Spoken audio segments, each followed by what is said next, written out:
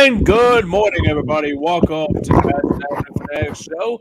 I am your host, James Scorza, filling in for Tom Kelly this week. With me, as always, is the group of companions on this Saturday morning, Joey Marks. Let's get greedy for gold, boys. Damon Salim, what's going on, my friend? Good morning, good morning, good morning, fellas. Frank, what's up, buddy? Frank Finnegan, what's up, buddy? Good morning.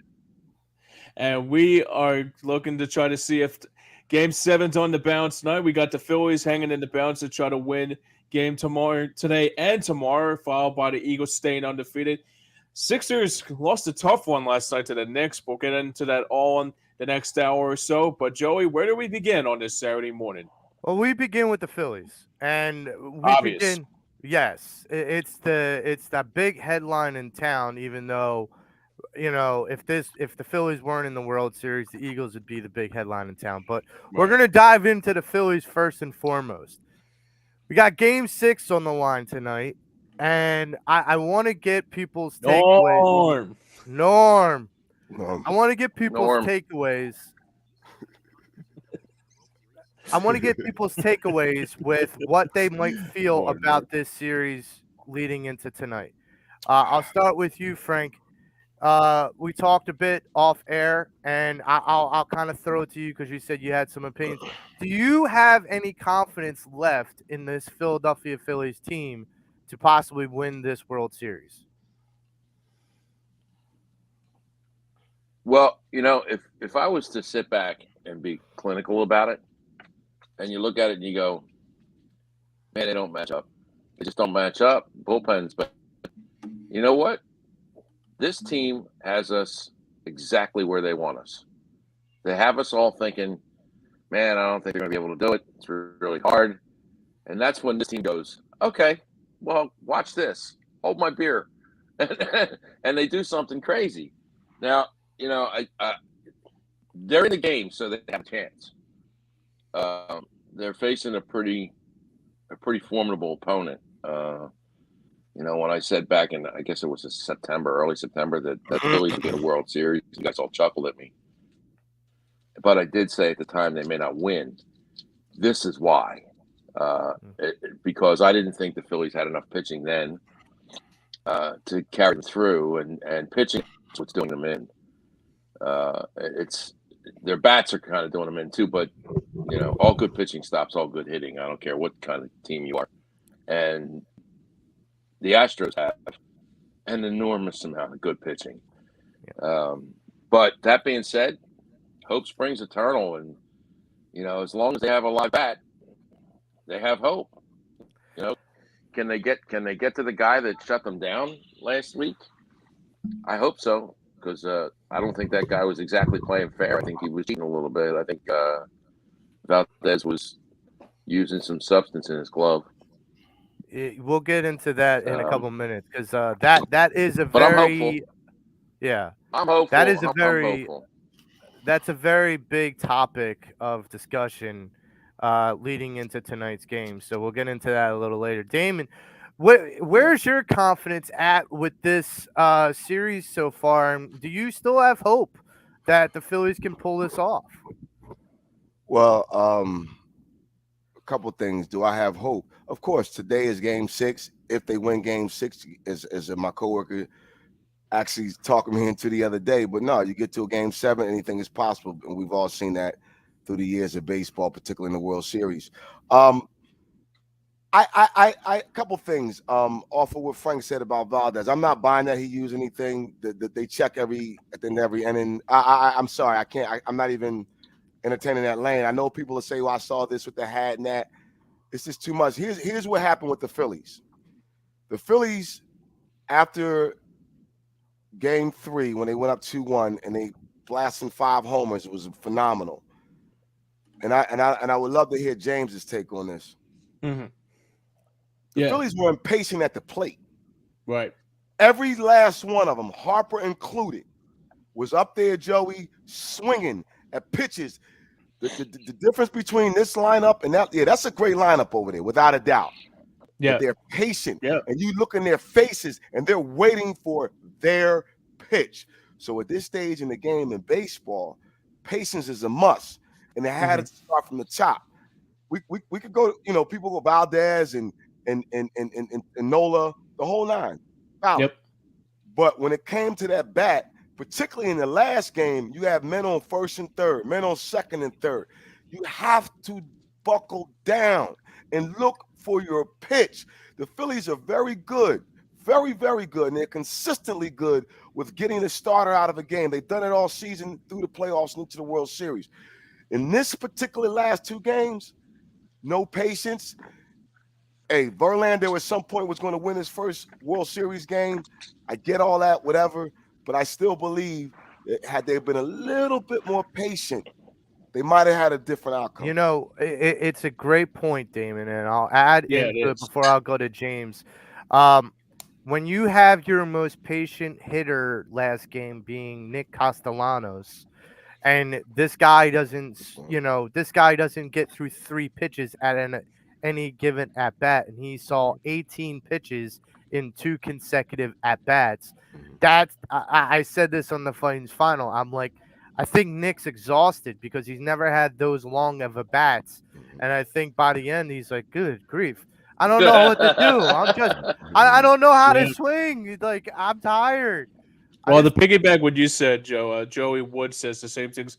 You guys think that Nick should be moved out of the 5th spot, and I agree with that. See, we talked about this on the Fightings final, and I want to tap into this, and we can kind of dive into this as well. But this has been a topic that I feel like has been revolving around the Phillies for pretty much the last 3 or 4 months, and that is, should Rob Thompson tweak the lineup? Well, here's the problem, and we brought this up, and the question was, is it too late? And Al said no, because obviously you have another game, you can do whatever you want. But I say yes, because where you might add something by moving up a Nick Castellanos, you might take away something from someone like a Bryce Harper or Bryson Stott or even like a Kyle Schwarber, and you don't want to take away some of the mojo. As a manager, the reason why you are transfixed on lineups the way that you are most of the time is because you know how to move your pieces around if your pieces stay stable in those positions for a long duration. You know how one guy is going to play off the other guy. So, like, how Harper's going to be played off of JT Realmuto ahead of him, and how JT might be played off by Reese. And we can have, from this distance, we can say, yes, they should move up Nick Castellanos, but you really don't want to mess with anything right now. And I know people are like, yeah, but it's not working. But it didn't work for last game or the last 2 games, but it has worked, period. We have to keep that in mind. It has worked. It didn't work the last 2 games. And I go back to what Damon said, it's patience at the plate. It's good quality at bats. James, I'll go to you. What's your confidence level in this series going forward? Like, do you have hope that this Philadelphia Phillies team can still win the World Series? I mean, it's hard to say, because I think the one thing that I looked at the last couple games is I think it was just that I don't know if it's like they ran out of gas, or they look like they're just exhausted from, because it took them a long time to. I mean, the Castellanos one was a good example of that, because like it was like a 10 pitch at bat, and he looks like after that he didn't get a good swing on it. But I think like they're just missing pitches. I think they're just missing like some areas that they can like. I think they're just doing a little bit too much, or I think it's just a lack of just like they just want to just like say, I mean, but I can't say it's over necessarily yet, because it's like, I mean, every time when I think they're out, they always pull me back in, like the Godfather quote would say. But I think the one thing I took out of it too is that they play until the 27th out, and it's either, if it's going to be either today, if they move on to the next round, or not move on to the next round, but if they move on to Game 7, and if they win today, it will be either, it depends on what the pitching and the hitting is going to be. And the one thing I could take out of it is that there was like something yesterday that caught my eye about it, is that if Zach Wheeler has arm fatigue, like who do you? I mean, I know for sure there's like they're going to probably put in Ranger Suarez, but say for example the Phillies win tonight, right? But who do you guys would rather you put in for Game 7? Like would you stick to Nola again? Because honestly, I don't think it's a good idea. Well, a couple things, James. James, excellent point. Well, if About when he said about them being tired, right? It made me think about that coinciding with the lack of patience. Because sometimes you're like, I'm beat, but I'm gonna overdo it just to compensate for the exhaustion. I think about that Schwarber hit, and I thought it was the guy caught it at the first baseline. I thought he caught it like almost like a line drive, but it bounced. I'm like, wow. But any other time that would have went a little further. As far as your question to the pitching, good question. I mean, you might have to go Suarez. He's 3 days rest. He's your honestly, hey guys, he's your best pitcher right now. Yes, Suarez has been your best pitcher, Frank. And if you're gonna watch tonight's game and you want to enjoy company with a lot of people, you can watch tonight's game at Dolan's. And tonight you can watch the game with, well, I guess it's been pushed back, with Mickey Morandini at Dolan's tonight. It's a great time. Dolan's has hosted several of these games already with Tommy Green and Lenny Dykstra. Tonight is Mickey Morandini's turn. And should you happen to get either upset or elated at what happens in tonight's game and you need the services of a fine Esquire, we have David R. Cherry, workers' comp and motor vehicle accidents and personal injury and criminal law. And some people may need criminal law attorney after maybe breaking a couple windows after a frustrating loss or an elated win. Who knows? But David can handle anything that we can throw at him, and anything that, well, he doesn't want you to throw anything at him, but anything that you can throw at him. He's there for us when we need him, and he's a good man. So there's your two options for tonight. One is watch the game and have fun. The other is pay for it later.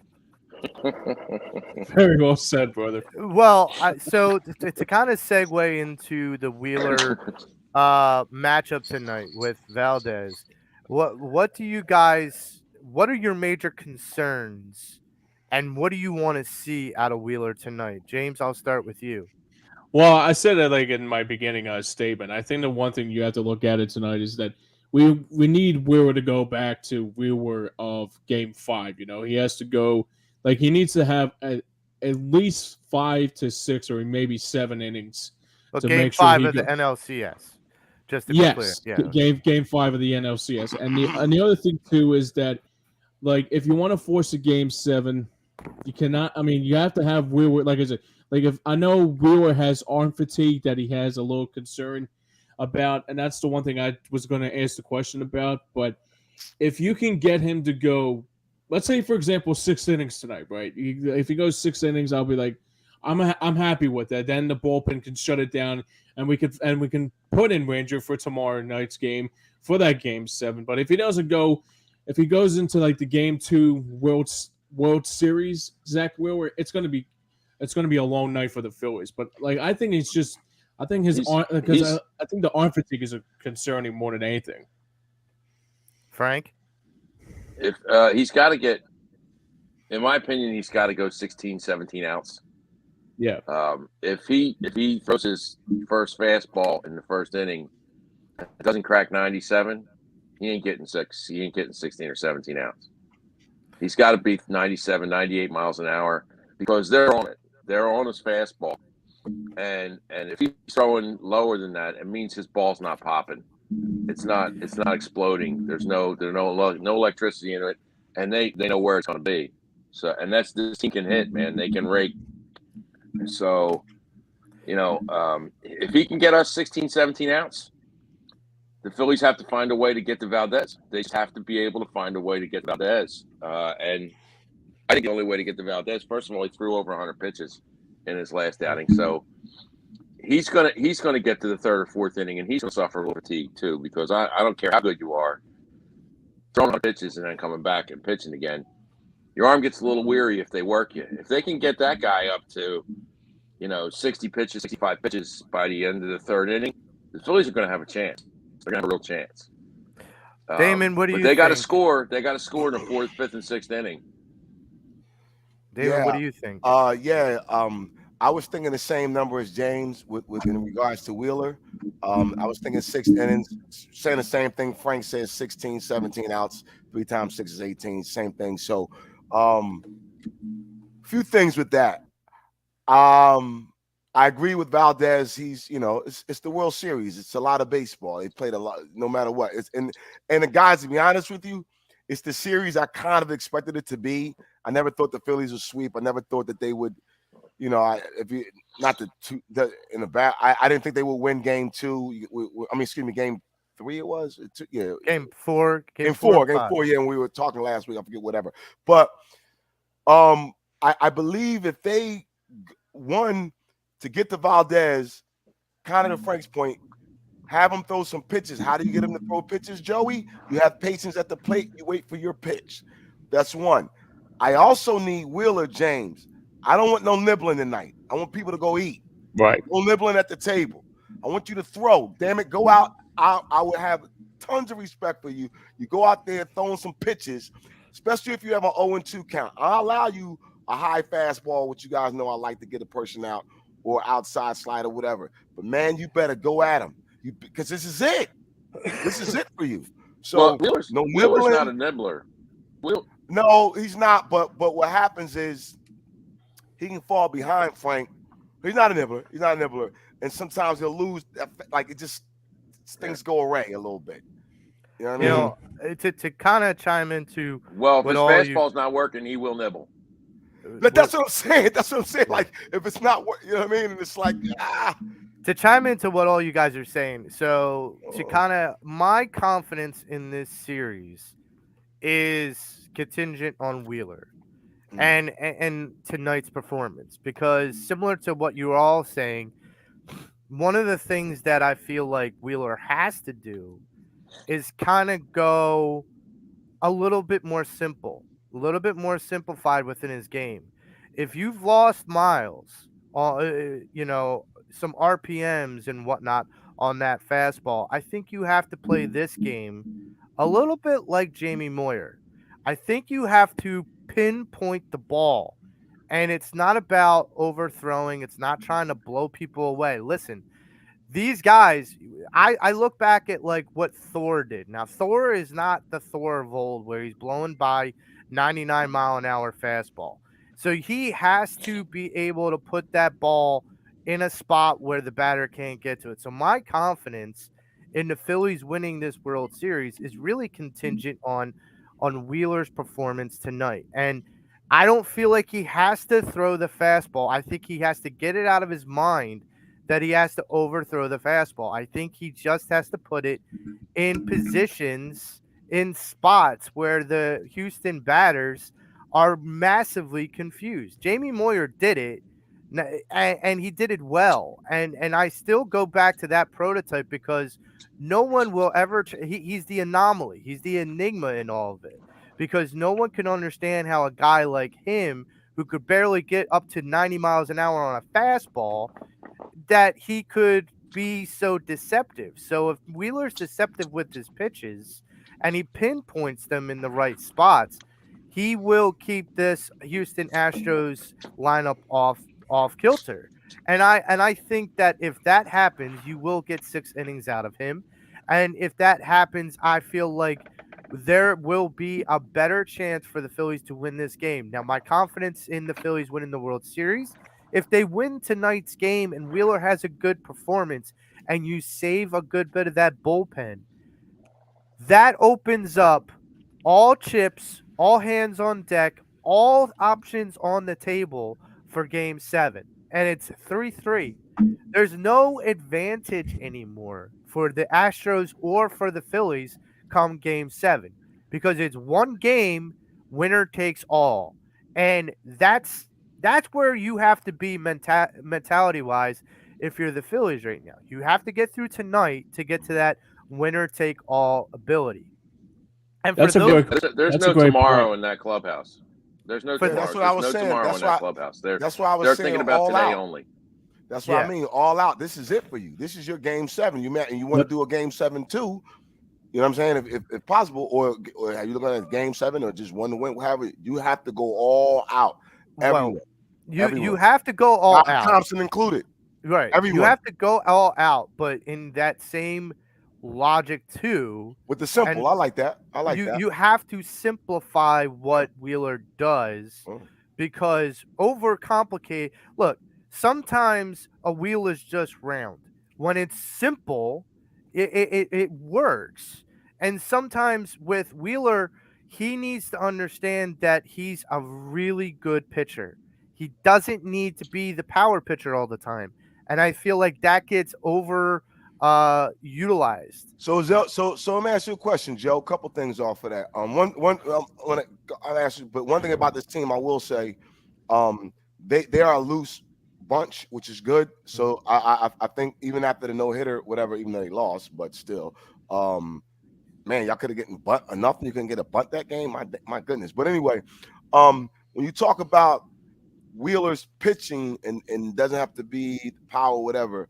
So where does JT come into that? Does it what type of game should he call in order to, help his starting pitcher? He's got to be the gold glove catcher that he is. Meaning if Wheeler has to be creative with deception and maybe put some pitches in the dirt to get people chasing, then JT has to play a stellar game behind the plate because he has to be able to block those, like similar to the way Chooch used to catch, in the sense that if he knew he had a guy that would bounce or it would go into the dirt to fool them, like a Cole Hamels, like a Moyer, like a Cliff Lee, he would kind of prepare himself for that.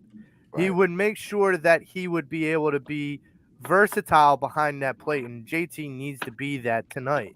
He had some wild pitches the last game or two get away from him, and he can't let that happen. Right. He's got to play, sound behind that plate, not just by calling the game, but by protecting the pitcher. Like the way that Chooch was so good and so talented, and it was very underrated, is the frameworks that Chooch would have within his pitchers. So if Cliff Lee was trying to fool somebody off the edge off of a slider, he would frame it so that it would still be a strike, but it probably wouldn't have been if he didn't frame it. That's going to be what JT needs to do for Wheeler tonight. Yeah, I Now, agree 100%. And the last thing I gotta say about the Wheeler thing is that if like the one thing we have to have for Wheeler tonight, and it's basically and the same thing with all the other batters too, is that they have to be desperate that they don't want to go home tonight. yeah. I think that's the biggest thing I took out of it. And Damon, to play like tonight, I'm like pretty game sure. 7, I'm pretty sure that. I'm Go pretty. ahead. I'm pretty sure that every single Philly does not want to go home tonight. They're all going to play like it's the end of the world, because it is the end of the world. I'm not worried about that. And as far as Wheeler pitching, Joe, he's been a power pitcher all year. He's not going to change. It's what got him here. I think to try and ask him to do something different in an elimination setting, he's going to trust that his arm can do what his arm can do. And this team that they're facing, they don't bite on balls in the dirt. They don't swing at bad pitches. They're a very sound, very good, fundamental baseball team, and the Phillies all know that, And really, the difference in this series has been, more than anything else, defense. The Phillies didn't make plays when they need to make plays, and the Astros did. Yeah, and I'll go back did. to what Damon brought up earlier about the Schwarber hit to the first base side. That was 106 off the bat. It was one of the hardest hit pitches off the bat this series, and it was caught, or it was brought in, and you got to think if that squeaks by 3 more inches and goes down, it's going to go down the line, and it's going to go into the corner and it would have scored runs. Right. That's the difference. But what I feel like with Wheeler is it's not a matter of him adjusting to not be power. It's that he needs to not focus alone on power. He just has to focus his pitches to being in Well, he doesn't. certain spots. So, Yeah, I wanted I to don't think he. I've seen him pitch pinpoint all year long. right, and I You know, just want him he's to pitched focus pinpoint on all year that. long. He doesn't. Right. He's not all over. He's not all over the strike zone. The guy pounds the strike zone, and he uses his fastball to make his other balls effective. And if his fastball is not effective, the other balls aren't going to work. And, Well, I mean, because they're not going to bite on it. Right, but that's what I'm saying. I want him to focus more on that part of his game rather than what's on the radar gun. I don't want him to be. I think it gets overhyped. And James's dad, Joe Scorza, brought up a really valid point a couple months ago, which is sometimes in this MLB, you're not dealing with pitchers, you're just dealing with throwers. And I think Wheeler has to go back to the logic of what he knows he still can do, which is what Frank just mentioned, and just not be that thrower just trying to blow by people, but be that pitcher that knows how to create. Try to paint a corner, like trying to like pick a corner and stick with it. Right, or change the batter's eye level, Yeah. and be deceptive in those kind of ways versus just saying, okay, my fastball should be 97, but it's 95. Right. And now I have to figure out how to make up that velocity. If you focus on just that, you're limiting your game. And I think Wheeler should never limit what he is capable of, because Frank makes a lot of great points. And understand something. I just want what Frank's saying to be in the forefront of Wheeler's mind tonight. Not the radar gun, but everything else that Frank said about him being pinpoint and being a very, good pitcher in that regard. That's what I want. Moving on, Yeah, I wanted to get during the season. During the season, what made Wheeler so effective is that he could throw his 98 and 97 mile an hour fastball pinpoint anywhere he wanted. It's not about where he can throw the ball, because he can locate the ball anywhere he wants. It's the fact that because of his, and I think it's arm fatigue, because of how many innings he's thrown for the year. It's not that. It's that his ball has a lot of movement at the end, and that comes from the velocity he's throwing it. But when he drops down, that movement disappears. And Houston's too good. They know that. They see it, and that's why they jumped all over him. I mean, and that's why they're jumping all over Nola, because Nola's movement has disappeared. Nola's ball does not snap anymore. It's flat. And it's because he's at the end of his rope. They're out of gas. But this is when you got to suck it up and you got to do what you got to do. Hopefully the extra 2 days rest will help Wheeler get us 16, 17 outs. That's what we're all hoping for. I mean, here's the thing, and I'll say the same thing that we're all kind of indicating about fatigue. One of the things I brought up on the Flames final, and it's real, that this is going to be the 180th game that the Phillies have played. I mean, that is a lot of games. And I don't care if you're a person like Matty B, who's doing post games and you're doing that many. If you're a player on the field like the Phillies and you're, grinding out at bats, and right now you're just sucking wind right now, I agree with Frank in the sense that you have to muster that energy. It's win or go home. Yeah. And you're not thinking about the 179. You're not thinking about the 179. You're only thinking about 180. But your body is feeling 179. You might not be thinking about it, but your body. Your body is. Yeah, I know. Well, to give everybody a little hope, to give everybody a little bit of hope, when Washington beat the Astros, they went into Game 6 down 3-1, and they beat the Astros. So they are a beatable team, and you can make them choke if the Phillies jump up and hit that team on the head and steal this game. They're going to choke. The Phillies will win the series if they win tonight. So let's change gears to your Philadelphia Eagles. Your 8-0 Philadelphia Eagles. Boys, this has been a ride. Yeah. So I don't know how many of us, I was saying to James earlier before we came on air, I said, for the first time in my life, I feel like a really shithead kind of Eagles fan because on Thursday night, I really was locked in with the World Series and just checking in with the Eagles game. And so I am not as prepared to kind of talk about the Texans game. I did peek in, so I have some information about it. But did anybody else watch the Eagles game from Thursday night? Yeah, I watched it. Okay. All right, what I'm were your takeaways? I'm going to have to admit something. I'm going to have to admit something here. At the end of the 7th inning of the Phillies game, I was so distraught at what I was seeing. I actually turned the game off and watched and put my recording of I couldn't watch anymore. I was so distraught. I was like, I can't believe this. I can't believe it. I mean, I just couldn't watch another minute. I was spent. Yeah, man. And I had DVR'd the Eagles game, and I didn't know the score of the Eagles game, and I started the Eagles game from scratch, right? And I just started watching the Eagles game because my brain needed a break from the Phillies. It really needed a break. Yep. And then I fell asleep. Yeah,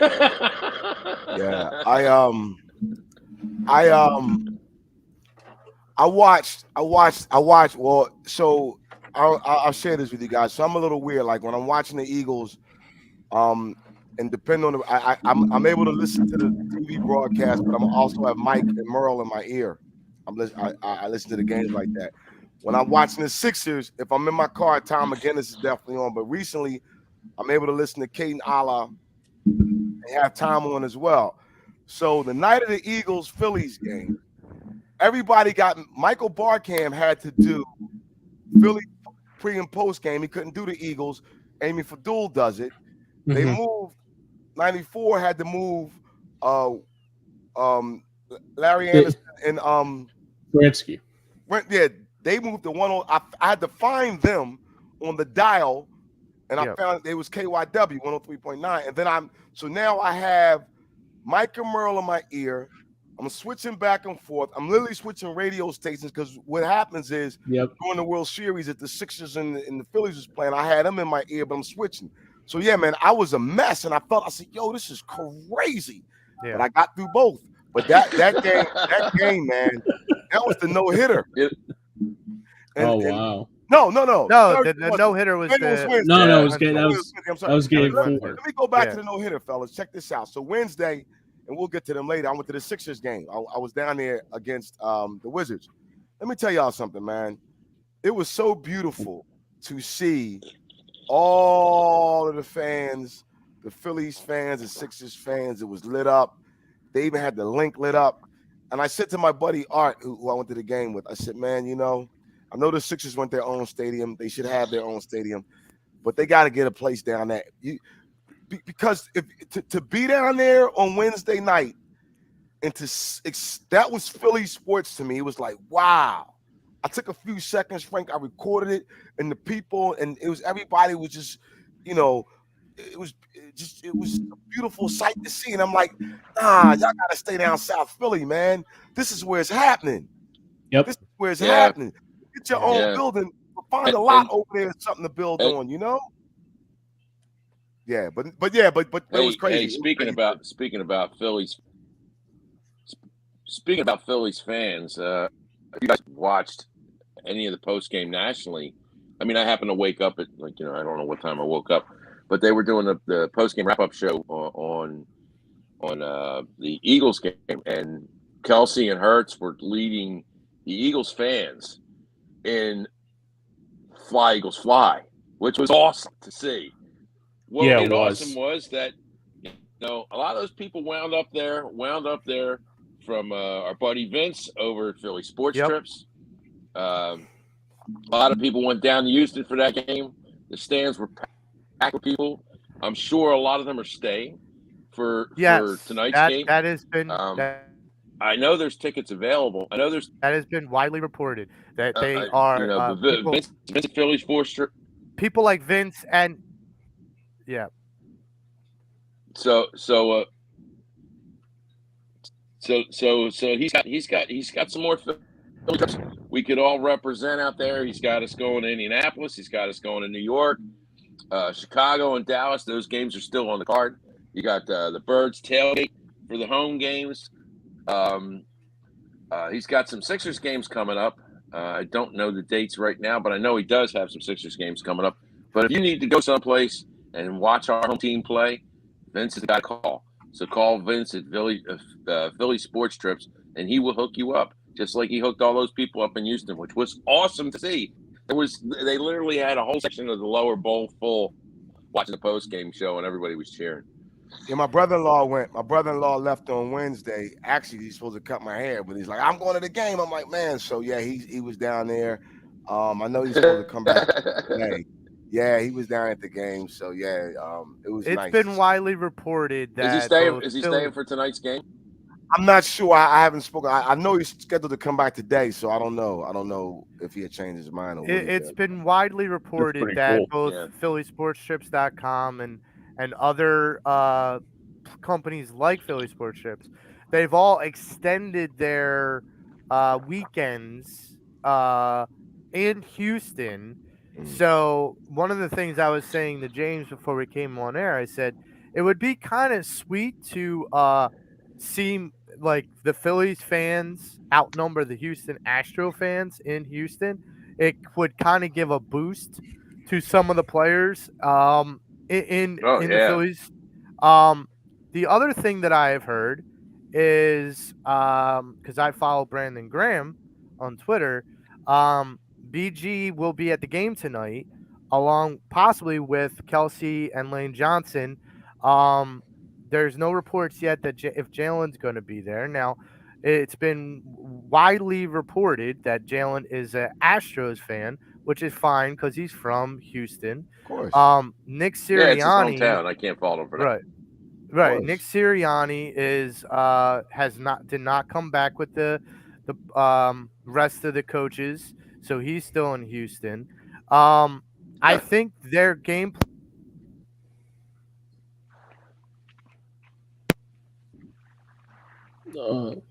He went out. Joe, you went out. Joe, you went out, brother. Joe, it looks like Joe's muted. Okay. You muted. You muted. Can you unmute? Oh shit. Can you unmute? No, I can't unmute. I think it's like you unmute. I can't hear him. I can't hear him. I can't hear him. Oh shit. I'm sick. I can't hear him either.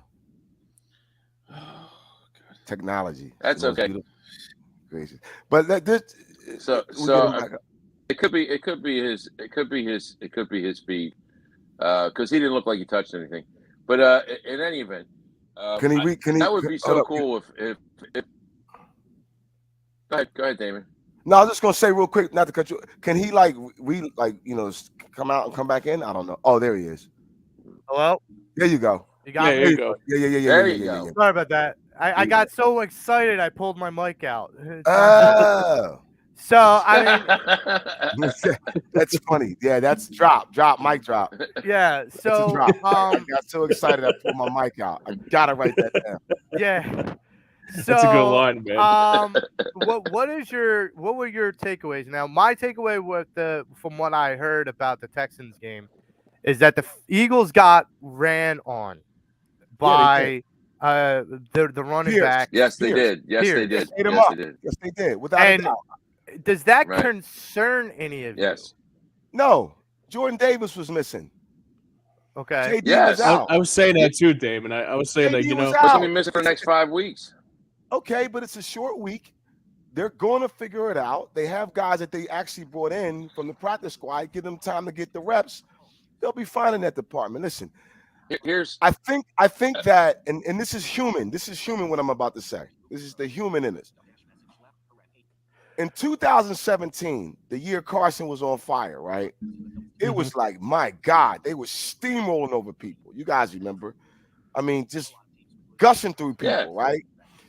And at that time, prior to him getting injured, it was like, this team is, they can't be stopped.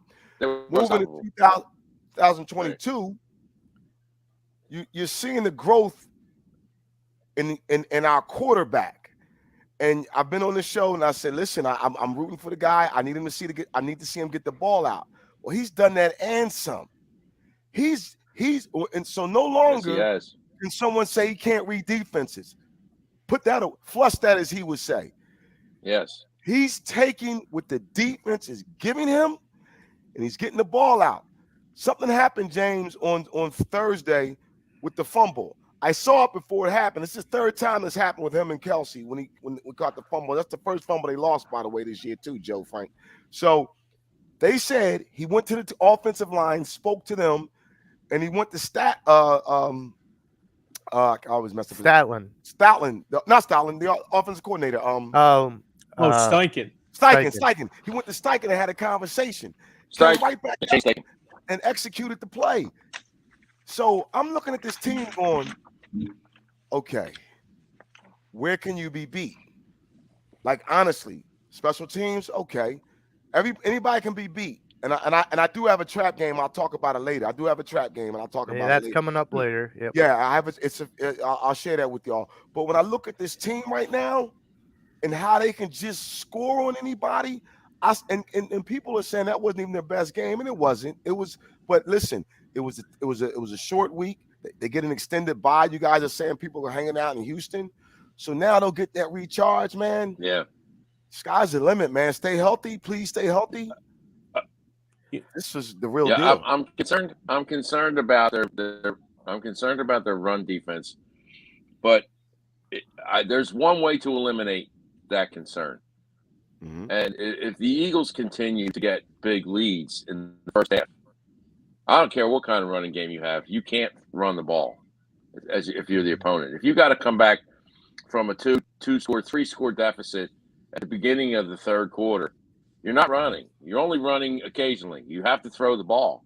The Eagles can take every running team right out of their game plan by just scoring points, and they have the offense to do it. Jalen Hurts has shut me up as far as his throwing ability. He's made leaps and bounds that I didn't think were possible in a second-year player. I really didn't think that I would see Jalen Hurts be mentally in control of the game as he is at this point in comparison to where he was last year. You know, last year he was making single reads and go. There's no single reads there. Actually, he's in. You know one flaw I can see in his game. He steps into the pocket too soon. He steps into the pocket too soon. You know, because now he knows I can make that throw. I have the guys out there I can make the throw, and that is to me a symptom of being able to trust your receivers. That he's like, if I get to this spot here, I know I can wait for that guy to be open in the window. He's just taking another half a second, and man, I can't believe the leaps and bounds that this guy has made. And you know, I have to do a mea culpa. Last year, I didn't think that the kid would have the arm to do it, but he's thrown some long passes. He was dropping dimes to Brown 2 weeks ago. I mean, you know, it's like, okay, I'm in. I'm all in. I love the guy.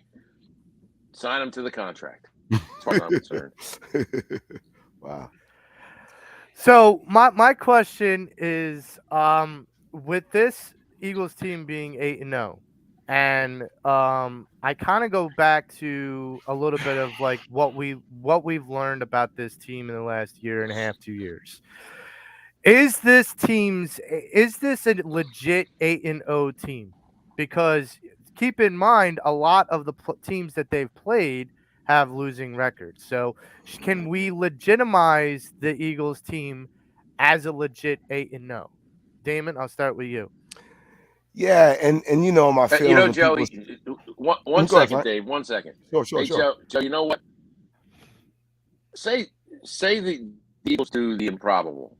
Say they finish the season with the U word, okay? The undefeated word, okay? Don't say it. 10 years from now, is anybody going to say, they had a lousy schedule? No. Mm-hmm. No. Okay? The Eagles don't go into a room with the NFL and say, okay, we want to play this guy this week, this guy this week. No. The NFL sends them a fax and says, here's who you're playing, here's what weeks you're playing, here's where you're going to play the games. So, have a good season. See you. They don't pick their opponent. Yeah. The NFL does. So, I don't have any problems with it's not their fault that the teams they played stunk at the time. And I'm sorry, but Minnesota doesn't stink. No. Dallas doesn't stink. No. Okay? They beat those two teams, and both of those teams are going to be in the playoffs. I'm sorry, but they've already beaten two playoff teams, as far as I'm concerned. Yeah, when they play Frank, the Giants and they beat the Giants, they're going to beat a playoff contender. When they play and beat Green Bay, they're going to beat a playoff contender. They're going to play teams that legitimize what they're doing. And Frank, I don't question. And Frank, well said, man. And I was going to touch upon that when people say that you play who you play. By the way, Buffalo teams that they beat aren't, with over 500 records. Same with the Kansas City Chiefs.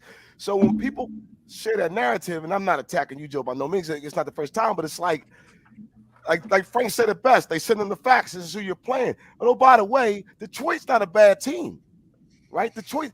So I look at this and go, listen. How about this? How can we then say our quarterback has grown, our defensive coordinator has grown some? I have to give him a little credit. I like to see a little bit more blitzing, but that's just me. But I'm going.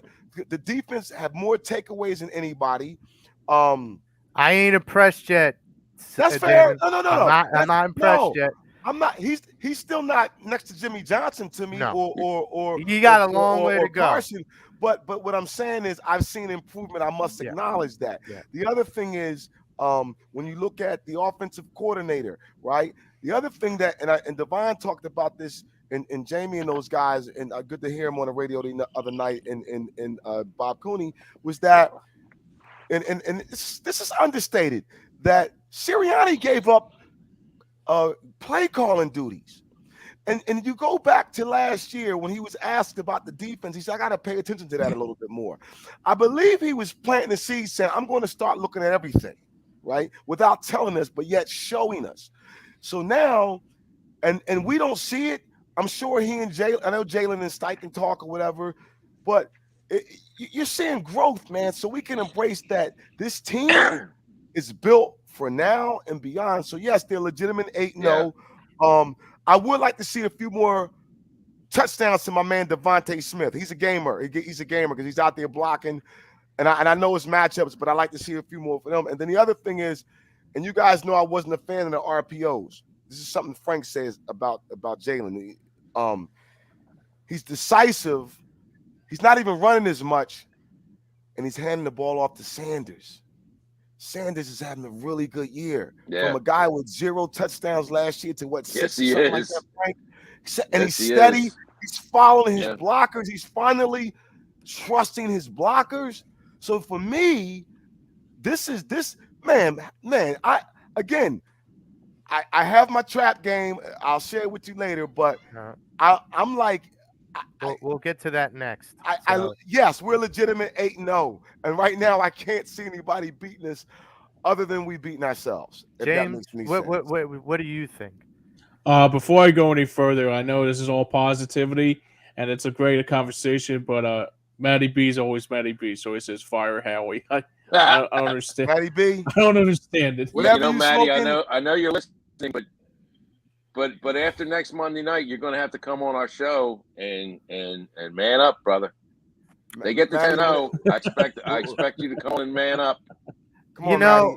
It's Saturday, November the 6th. I swear, Matty. I swear, Matty was down at the game. That guy with the sign that said, "Howie, we forgive you." The guy that said, "We forgive you." I said, "Did Matty go down to Houston to go to a game?" But he wouldn't, Well, knowing Matty, he wouldn't hold a sign up to that. It's funny. It's funny on that and by the way, that was my first Thursday night broadcast. I'm not doing the Amazon Prime half the game. I'm like, NFL, why don't you just put it on the net, and then replay it on the NFL Network, all the games? But anyway, they talked about that with Howie. I don't know if you guys remember, they had the camera on him and how he was demoted, which we all know the story, obviously. And how they gave him props, how he turned it around. Dude, he's up. Matty B, he's in the running for Executive of the Year again, Matty B. I mean, and I don't think anyone's out there to beat him, Joe, Jay. No. I don't know. He's in the and by the way, real quick, guys, do you realize we still have 2 first-round picks next year? Yes. And they're going to be in the probably top 10, man. Thanks to the Saints. We're gonna have a top 10. We're gonna have a top 10 pick. Joe, I know before we wrap this, can we talk about that? Yeah. I don't want to cut off Jay, but no, because James had a talk.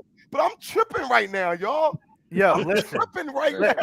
Listen. Oh my God. And you have every reason to. And Matt, me and you do the Fightings final, and I love you, brother. But look, if it were up to me, I'd go to my Fanatics affiliate, and I would create you a #1 Howie fan kind of jersey, and have you wear that on our show when you do that would be great. Because, brother, I was not a Howie fan.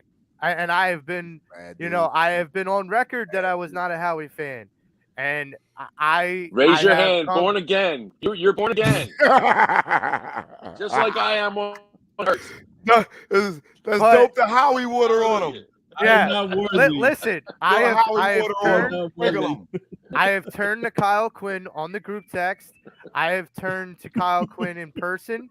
I am willing to kneel in front of Kyle and be bestowed into the Howie Roseman clubhouse.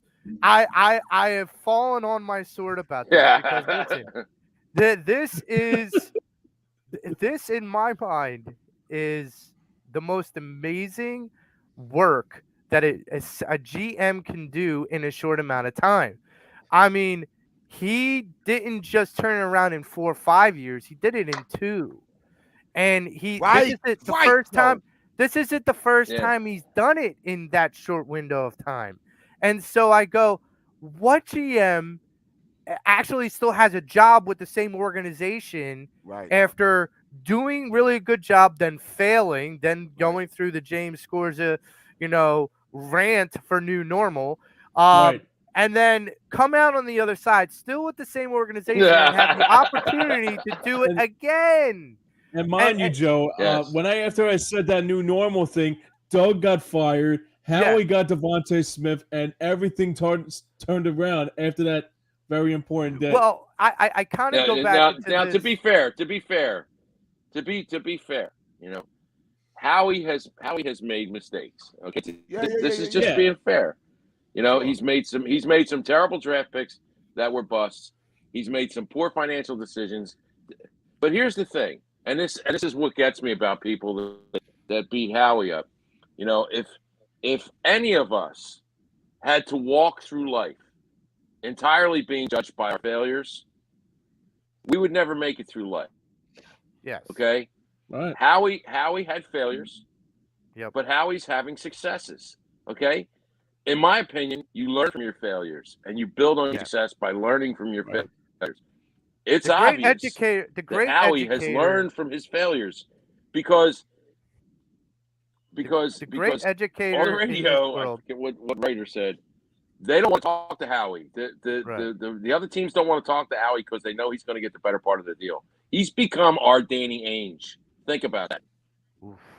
Well, and the great educator is being able to make mistakes and learn from them. Yeah. And that has been something that an education professor of mine taught me.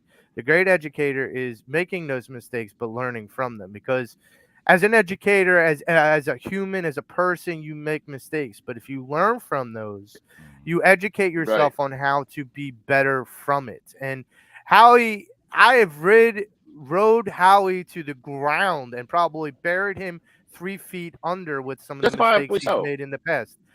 But in my perspective, like some of the things that he knew he had to do to rectify things, and I go back to something James just mentioned. Think about this. You had Howie Roseman who made mistakes between the last Super Bowl and now. But look at who's still standing. Howie, not Doug, not Carson, not anybody else other than Howie.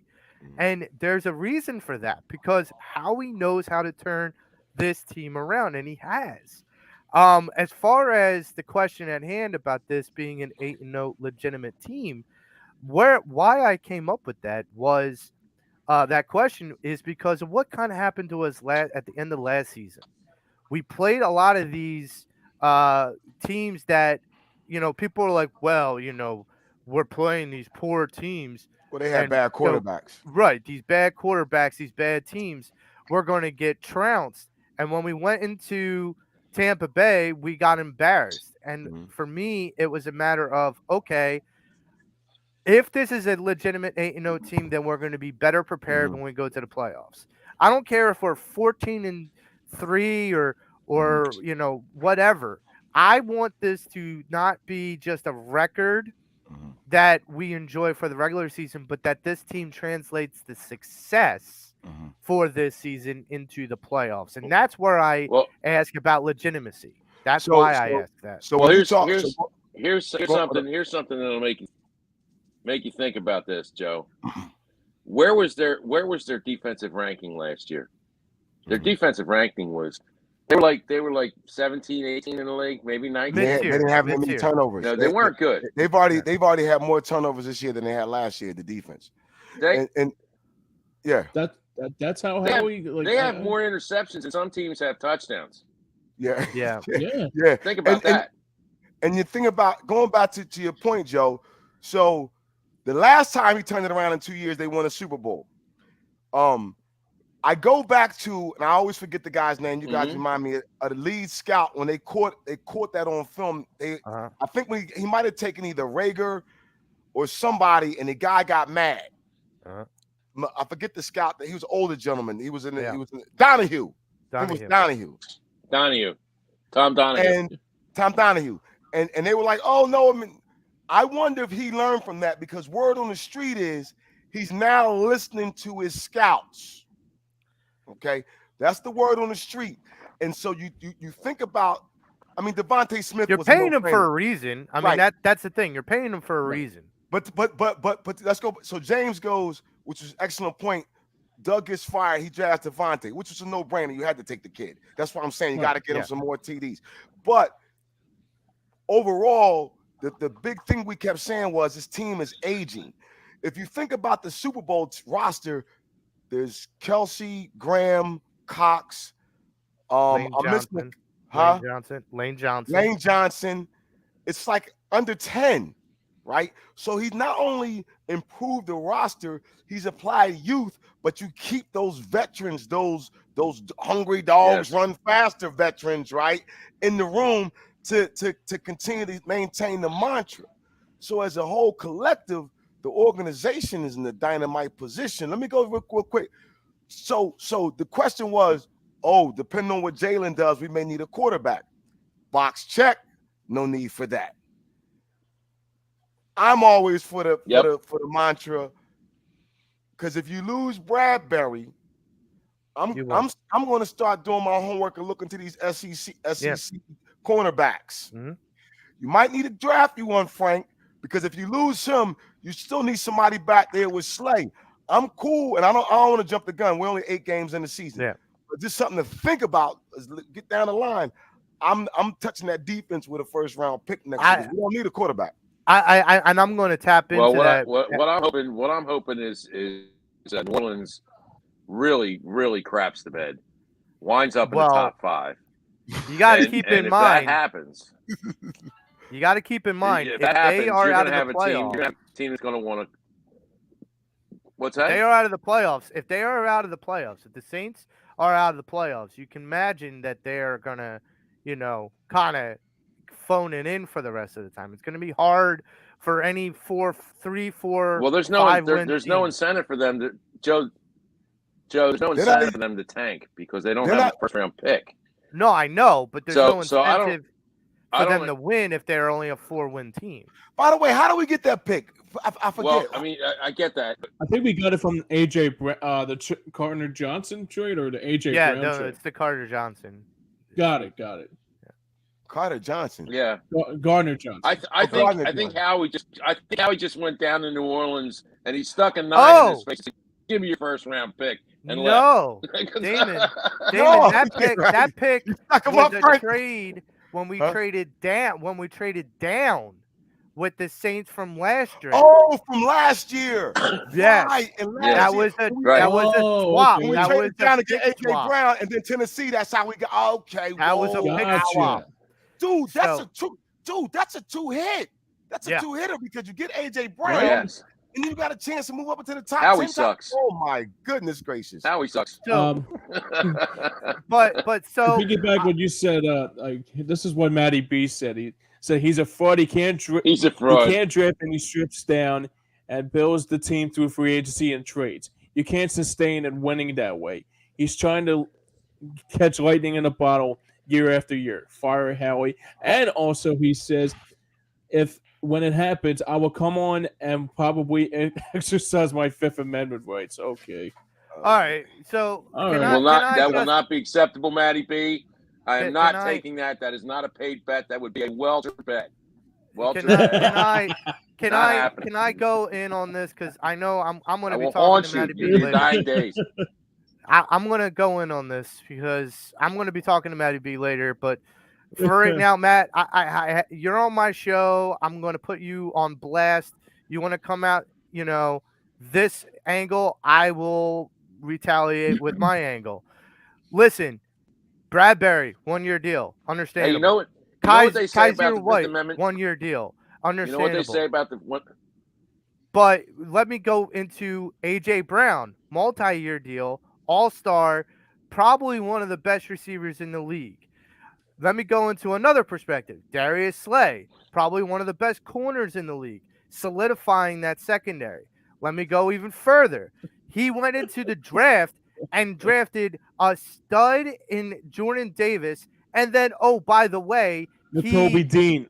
he went and held out to the 3rd round for Nakobe Dean. Oh, by the way, Nakobe Dean's a national champion as well, behind Jordan Davis. Let's keep going. Oh, 'cause by the I'm way, just- Gainwell's looking pretty good. And oh, by the way, Joe, can I add just something else, fellas? It was told to me during the Pittsburgh Go. Steelers game that Jalen Hurts thought he was going to be drafted by the Steelers because he talked to Tomlin. Yep. Oh, Because they my liked goodness. each other. They This liked each second other. round Yep. draft pick all of a sudden is an MVP quarterback? Listen, and I'm going to go one more step further. So, Hassan Reddick, Temple grad. He was brought here not on a 1-year deal. Having a good year. He could have gone anywhere. And he chose the Philadelphia Eagles. And Howie said, let's make this work. So, all your points, Matty B, about 1-year contracts, they're not valid for everyone. And for those aging people and catching lightning in a bottle, lightning in a bottle means you do it for 1 year. And real He's quick, the proving that he wants to do it for multiple years. And Joe, the Quinn signing, it reminds me of the Ajayi signing because that's just strengthening our defense. We're going to use him in situations, and he's just still on the defense. Oh, yeah, by week 10, 11, 12, yeah. Dame, Yeah. I want to get into your trap game. What is this trap game? that Here's you're what referring to? I hope. Hold on 1 second. I got you. One more point. Here's what I hope. I hope you're right. I hope you're right, Joe, about New Orleans. I hope. Here's what I want them to do. I want New Orleans to wind up in the top 5 in the draft because there's a lot of good quarterbacks coming out this year, and the Eagles will be able to get a king's ransom for that pick. They'll wind up with future first-round picks. They'll flip the pick this year, wind up with picks next year, because somebody's going to want one of those quarterbacks. And Frank, you're right. And the Frank, Eagles you're are going to be. They'll get their cornerback this year. Yeah, because they got the 2 first-round picks, and they'll flip and they'll keep their one of their first-round picks. I love it. I love it. I Yep. love what you're saying. I'm telling you, if New Orleans if that pick winds up inside the top 5, I'm telling you, the Eagles will. That's the King's ransom. Matt will They have to might. succumb. They because might.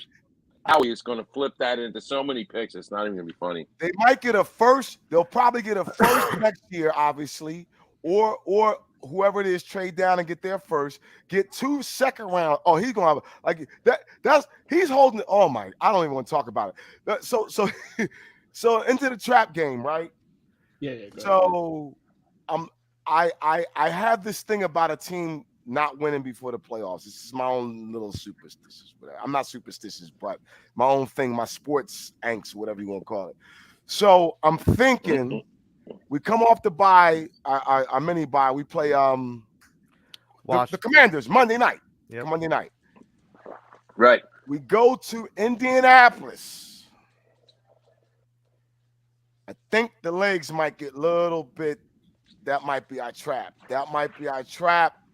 I don't, and we're not there yet. I got to get to the Commanders, but that's the one I'm looking at, Joe, is the trap, and that's just because it's one of those games where I go, just come off a division game, Monday night, Carson Wentz, the whole 9 yards.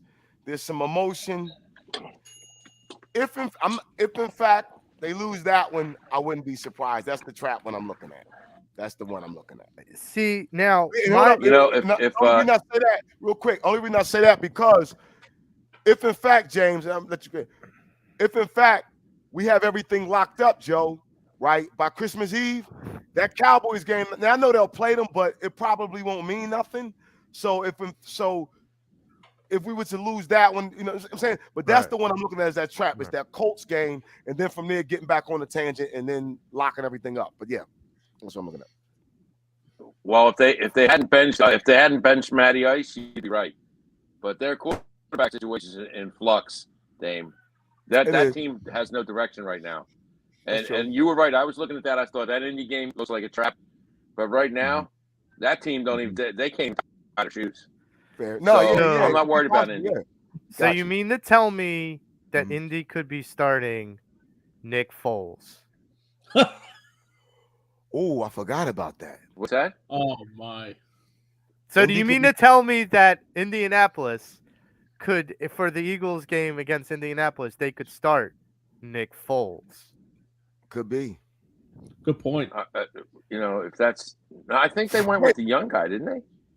They Foles did. No, they did. No, they did. They went with the Frank's right. Ellinger. They went with the young guy, but it's just the luck of the draw. You never know. Yeah. They went with the young guy, Frank. You're right. Next there, in case both the other quarterbacks get hit by trucks. Well, Would you be driving one of those tractor trailers, Frank? What are you trying to say, Frank? Do you need an alibi? I never ran over anybody on purpose. Let me put it that way. He said, "What you trying to say, Frank? You need an alibi." Listen, it's bad enough that Matty B's going to need an alibi when he has to come on our show and admit things. And by the way, Matt, on Pattison there will be no Phanatics, alibis given to us. No alibis given. I will accept no alibis. On the Pattison Ave Phanatics Show, let me be clear. This isn't a court of law. Yeah. This is the court of public opinion. And you will be reckoned with this is a kangaroo without a Fifth Amendment rights. Yeah. You will have to come to terms with this is a kangaroo court, not a court of law. Right. But believe me, and I am of the opinion, Dame, with the trap game. Mm-hmm. I feel like, and I said this in the beginning of the season, I feel like it's Green Bay. And the reason why I feel that way is Green Bay is going to have to eventually turn this and turn it into overdrive. They're going to get their division, but they got to turn it into overdrive at some point. And I feel like at the moment where we will be facing them, that might be the turning point. And I just worry that we're going to be on the railroad tracks when Aaron Rodgers' train comes rolling through. Well, right, but then don't they have 4 losses? Yeah, they do. But I get what Joe's saying with that. They have 4 losses, don't they? Yeah, they do. Yeah, Green Bay does. But that doesn't mean they're out of it. That division, Minnesota, No, Minnesota got that They division, win that Joe. division. Minnesota's winning Minnesota's that up. division. But here's the thing: Minnesota's leading that division. Frank's right. But going back to your point, what could happen is, because I forgot Green Bay comes through here. Now there's another possibility. The Eagles have 3 straight road games. There's I know the Giants is one, I believe. Tennessee. Is it Chicago one? Indy, And Well, Indy. Indy, That's Chicago, road Tennessee, games. I think, right?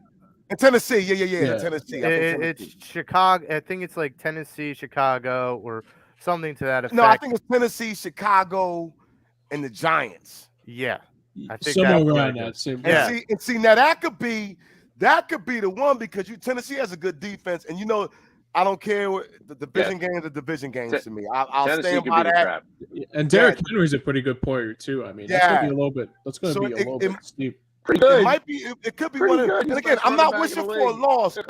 I'm not wishing for a loss. I'm just being realistic how football goes, and just like, you know what, because we're 8-0 today, but I'm not expecting us to go 17-0. Yeah, Really not. but here's I'm taking it one look, game at a if they time, finish the man. season, if they finish the season 16-1, I'm gonna lead this Fire Howie parade down Broad Street. Yeah. Get him out of there. If they finish 16-1, it won't be. Yeah. I mean, here's my feeling is that with the way that this team is playing and being 8-0 and talking about locking up division and locking up maybe even the conference, that's something that's not been really widely talked about. I mean, you got to understand is that in 4 or 5 games from now, if the Eagles are able to go 4-0 or 5-0, they may have the conference locked up. So at that point, you got to ask yourself, all right, how do you treat the rest of the season? And that's one of the reasons why I almost kind of hope that an Indy or Green Bay game is kind of a trap game to get that taste of like cockiness or arrogance or, looking too far ahead out of our system then.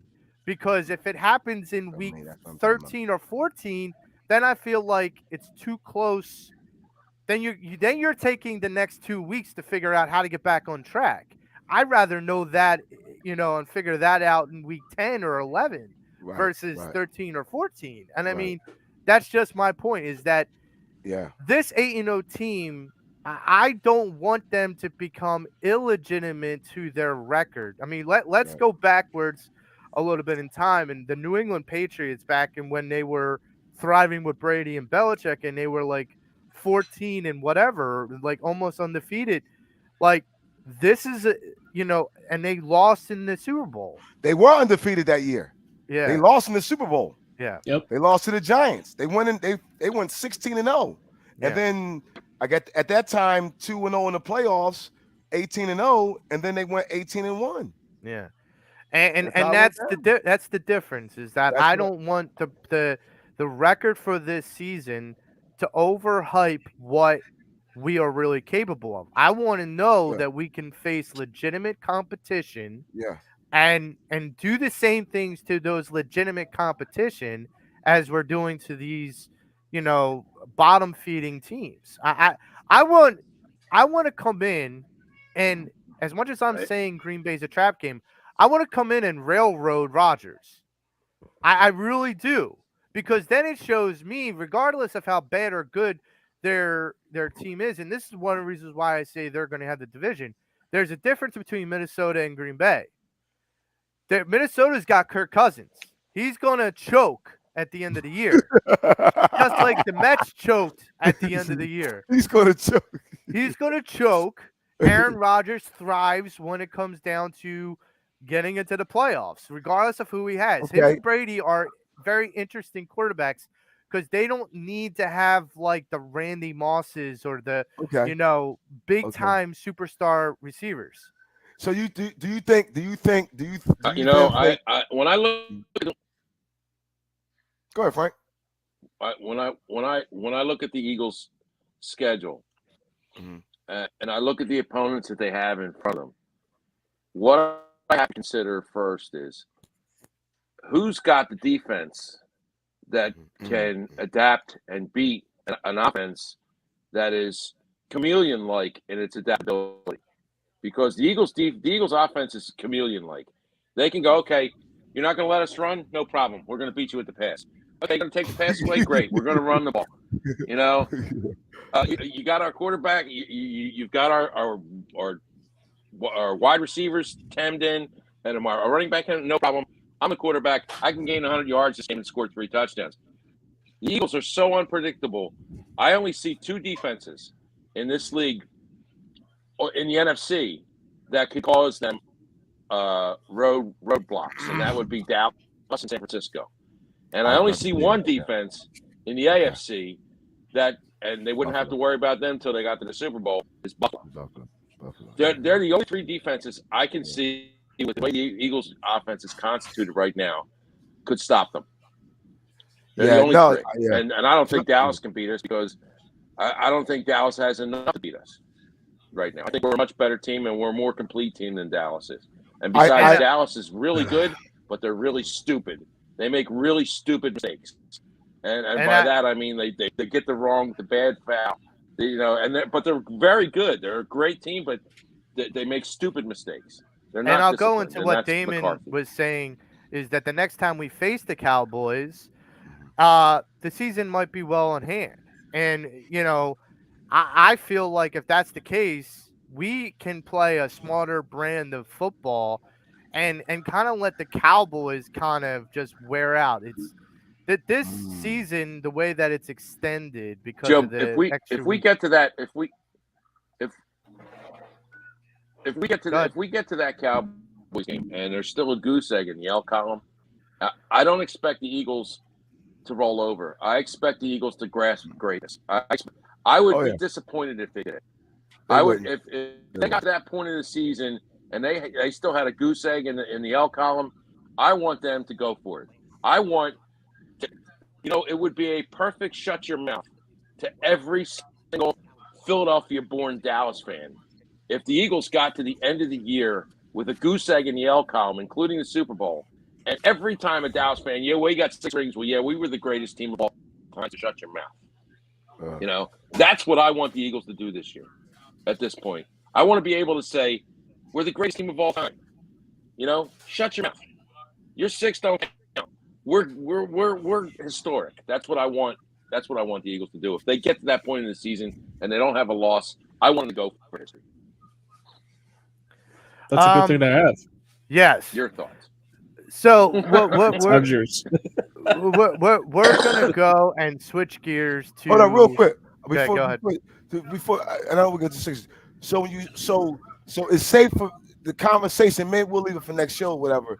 Is that we want to get it? The Eagles want to get it where everybody has to come through the link during the playoffs, and that's what we're aspiring to. Be it Dallas, whomever. Agreed. You gotta come through. You gotta come through the link. Yes. And that's and you don't want to do that. And understand something look at what the Phillies have done when this has been home field, in this home field, and think about what the link is going to become if they have home field advantage throughout the playoffs. And understand, Dame, they're 8-0, regardless of who they play. The record is 8-0. That's right. And we play. You determine home field by your standings, and this conference, there's some people that are close to us, but if this team continues to go down this road that they're going down now, you're talking about, and it's a legitimate. I mean, it depends on other teams, but it's actually very legitimate that if this team gets 4 or 5 more wins, or 4 at least, maybe, they have a chance of locking up home field before Christmas. Yeah. And that is extraordinary. Yeah.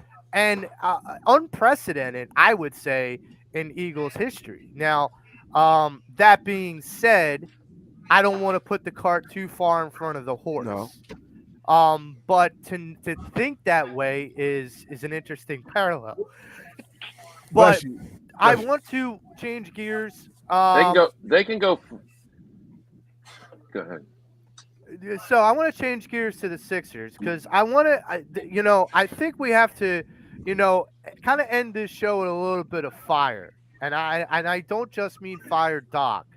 I mean fire up, because this Sixers team has been a little bit disappointing. Actually, no, nix that. They've been a lot disappointing. I want to get your everyone's feedback on what they have felt with this season as of late, and where you think they need what do you think they need to do to improve going forward. Frank, Well, I got Joe. I got to be honest. I have not paid much attention to the Sixers. I think I've been a little distracted. But every time I've watched the Sixers, I mean, like last night, I couldn't watch another sporting event. I was burned completely out. I actually watched Gold Rush last night. I couldn't watch another sporting event. I was done, emotionally done. So,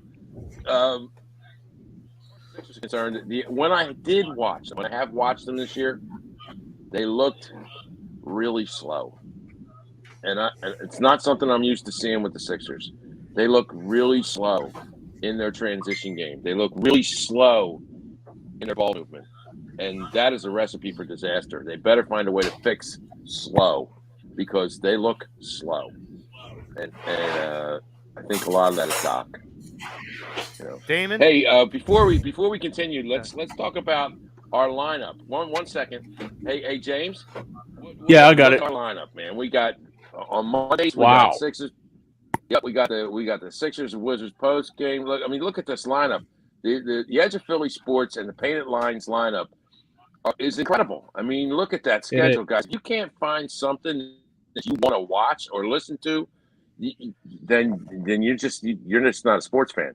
We got it all. If you're like Frank and you need a break from watching sports, you can listen to sports by checking out the EOP. That's right. Schedule. Or you could put your opinions up. You can put your opinions up on all of our sites, like Maddie has been doing all day. So we got Chalk Talk, we got Birds Roundtable, Kelly Green Hour, Fighting Phil's Finals. That was going on this week. We got Eagles. Well, that was Eagles Texan recap last night. We got today where the Pattison Ave Phanatics, the Sunday breakfast with the boys. The Fighting Phil's Final tonight. Although I don't know how anybody's going to be able to get through that tonight. And they got Devereaux Sports on Sundays and Attacking the Third, lacrosse. We got it all here on the Edge Philly Sports and Painted Lines Network. We got everything you need whenever you need it. Just chime in, guys, and join. Yeah, and about Attacking the Third, today's a very this is why I said go get the gold Philly, is that your Philadelphia Union are in the MLS championship today. Oh yeah, we do have a championship game today. We have a championship game today. Yeah, 3:30. You can get your day started at 3:30 and watch the Union, and then proceed on to the World Series in Game 6. And EOP and all of its shows will have all the content to follow all of those teams with you. And later on, down the road in a couple weeks, we have to get the smelling salts from Matty B. But the Flyers post. Well, he's not the only one. I took a cord off my lamp. I took a cord off my lamp and split the cord. So when I pass out tonight, my wife can hit me and go clear. Wake me up. I think we're all going to need that. I said this to a relative of Sarah's the other day. I said, if the Phillies actually win the World Series and there's a World Series parade, people are going to be at the parade. Don't get me wrong, but we're all going to be napping on each other, and the Phillies are going to go down Broad Street and go, shh, let them sleep. Let them sleep. Yeah. Thanks, guys, for the support. I'm gonna have to. It's funny. I won't be able to go to the parade. Thursday night, the Flyers were on as well. Yeah, it was crazy, man. It was crazy. So I mean, that's the thing. I can't take it, man. I can't. Because they played the Islanders the night before, and then I think they played who were the Flyers playing Thursday? The Devils? Yeah, I think so. I think it was the Devils. The Devils, yeah. But Matty B is going to have a Flyers post-game show coming out just as soon as he can regain consciousness from the Philly season. But you know, here's the thing about the Sixers is that my feeling is that this team Mhm. has no fire. And what Mm. I mean by that is you have the big news is that James Harden's going to be out for a month. Mhm. He had an Yep. injury. He's going to be out for a month. Joel Embiid's not playing with an injury. You have guys like Maxi and Tobias and Paul Reed and Montrezl Harrell that are stepping up, but I mean, there's no consistency or fire to this team outside of Maxi and maybe even a little bit of Harrell. But Thank you, Damon, man. I'm going to turn to you. What have you seen, and what are your biggest concerns?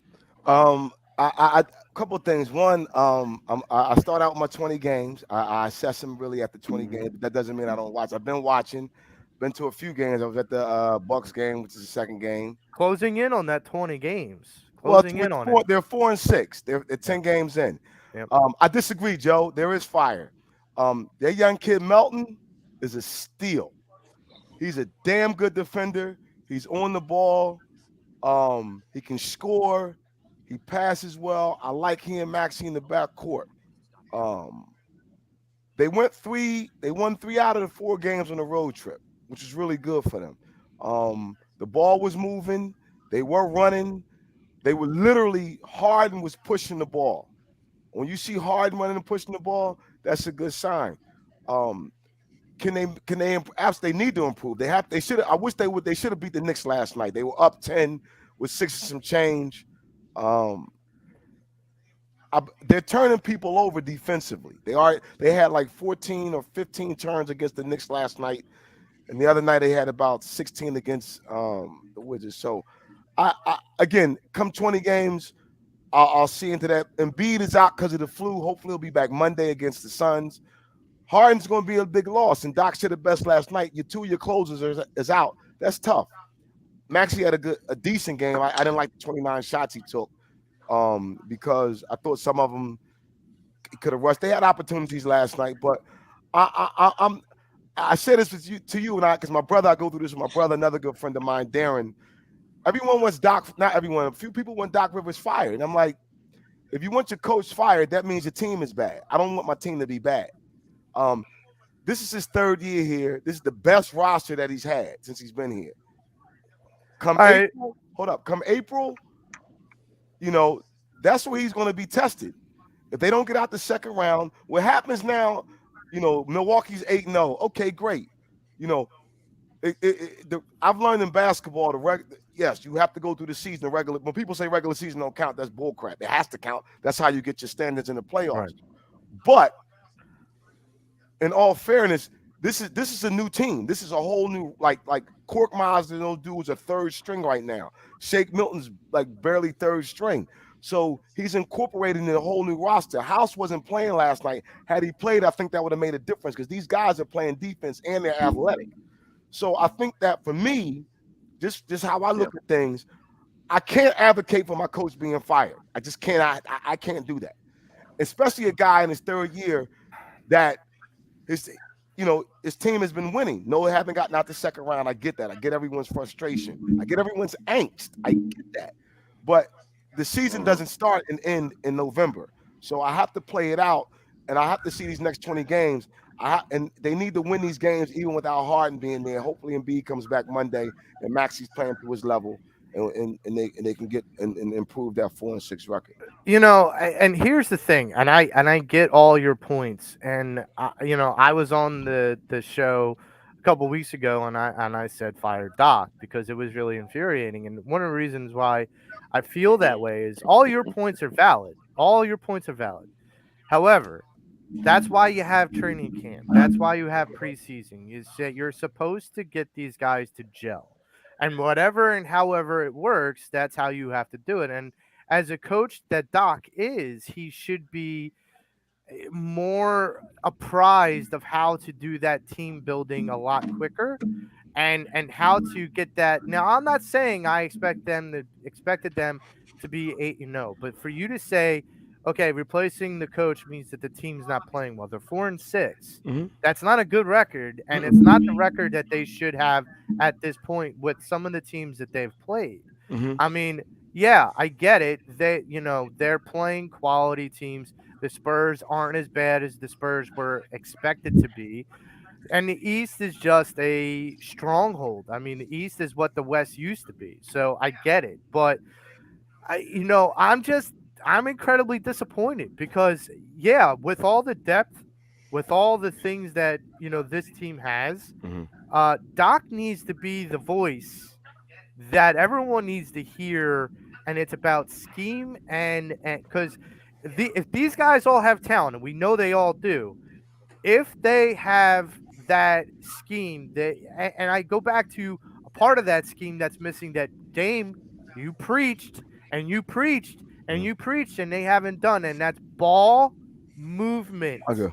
Consistent. Yeah. And they Yeah. haven't done it, and it's just like it seems like it's okay, one man pass, ball, hoop. Like it's not like there's no distributing. It's not consistent. However, Harden before he went out put out 17 assists one night, and it was I beautiful. agree. Yeah. Melton had 9. Here's the other thing I'll say to that about the training camp.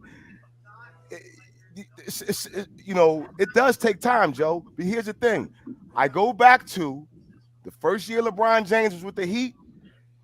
Going into January, they were barely over 500. I think they were slightly under 500. That team. And they figured it out and got moving. I know it's no LeBron on the Sixers. I get all that, but I think that we have to give it a little bit of time, and hopefully by Christmas. And you're not wrong either. What you're saying, by the way, and I mean that you're not wrong at all. Right. I get everybody. I get that. I'm just looking at it different, saying, okay, wait a second. I know I'm seeing where this works. I'm seeing where we don't have to rely on James Niang to be the sixth man. I see that change. So what I'm hoping is they go back to consistency moving that ball. That's how the Sixers beat teams. And when they do that, don't come down hoisting the three when it's unnecessary, and be patient.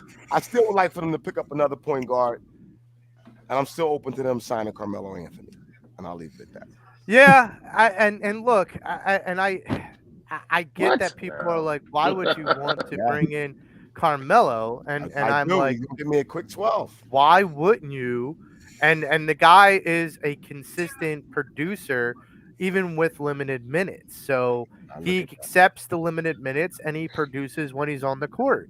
So I can't argue against that. And I've said that from the gate. And a little known fact there, Dame, with Carmelo, you might get both, because Carmelo has run the point at one point in time in his career. Yeah, he can play, yeah. So he can bring the ball up, you might get both in one fail swoop. Now, James, I'm going to come to you. I know, similar to like Frank's predicament, we're all in the same predicament, is that it's been hard to kind of keep as much track of the Sixers as that. That's one of the reasons. My buddy actually said to me, he's like, you realize that the Phillies were not in the World Series, the Sixers would be like, the city would be on fire about the Sixers, like more so than they are now. Yeah, definitely. And the Eagles' success too. Yeah, they're in a good spot right now. They're kind of hiding behind them. Yeah, they're definitely fun. Yeah, They're definitely on. They're Please under don't the pay radar. attention, They're under the radar for sure. Please don't pay attention. Take Please me to ignore, Anita. please ignore the team that's on the court on the side. They're buying some time. They're buying some time. That's why I'm I love like it. That's why I feel We have more than enough. We have more than enough time the rest of this year to yes tear up the Sixers. We have plenty of time to tear the Sixers. Yes. Let's just enjoy what the red and white and the green and white, green and silver are doing for the next couple of weeks. And you know what? We got plenty of time to disassemble the Sixers. You know, and months and months and months of time. If you're the Sixers, Frank, you're like, please God, let the Eagles go to the Super Bowl so we can at least be bailed out until February. Keep winning. Please God, the Eagles keep winning. Please keep winning. Please God, let the Flyers keep playing like a real hockey team. Please, Lord. Yeah. Let us Yeah, be really. third. We're good with that. They are ignoring us. And Yeah, all yeah. of our flaws. Hey, listen. Um, Did you guys see the update that came across our network? We got one of our own going international. Gary Koob was invited by the former president of the Ontario Lacrosse Association and major series lacrosse commissioner Doug Louis to participate and be with them in a major tournament in Prague, in the Prague, Czech Republic. Are you kidding? Wow. Gary's going as Nice. yes, the Gary, assistant. oh, Sweet. Asked congratulations. to go with them. So listen, we that's got a a guy big going deal. in. Gary, kudos to you, brother. Yes. Kudos That's to you. awesome. Great job. Big deal. Representing Big EOP deal. on an international level. Good Yes, stuff, man. That's a great big deal. Yeah, and so Congratulations. one of the Yep. things I wanted to wrap in kind of a motivated note about the Sixers. Maxey has been showing a lot. Now I'm going to go to Frank a little bit because Frank, you have said and been on record as saying that Maxey is not going to be the superstar or carry a team in the future. And I never said that. disagreed. I never said have. that. You have. Because No, I didn't say it was going to be the superstar to carry a team. I never said that. You got to show me when I said that. You pull the tape, brother. I never said that. I will pull the tape. What I I will pull said, the tape, brother. what? No, it's not what I said. It's not what I said. He can't. I said he can't do it himself. I Right. never said he could. He couldn't be a superstar. Because doing it I himself, love Maxey. I never saw. The only guy I ever saw play with as much joy as Maxey is AI. Yes. You know, Maxey plays with a joy that I've never seen. Actually, I never even saw AI do this. He'll come down and he'll make this incredible shot, and you see this smile on his face. It's like, I can't believe I just did it. Do you guys believe I just did that? I mean, he doesn't believe himself sometimes. It's incredible to see. It really is. So one of the things that I see going I don't think I've ever said that. one of the things that I'm saying is that within the idea of not being able to do it alone or carry a torch to be able to build the next generation of this Sixers team once Embiid leaves and everything else.